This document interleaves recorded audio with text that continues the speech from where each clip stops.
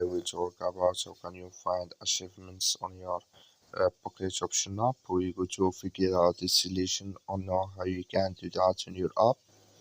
So you just follow this ways, then it's going to work with you.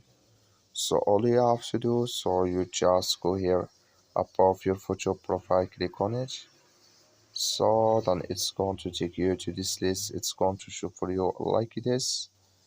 Then you click here on achievements. You just click on it. So then you come to next here. Then all you have to do now, just click here on achievements. You just click on it.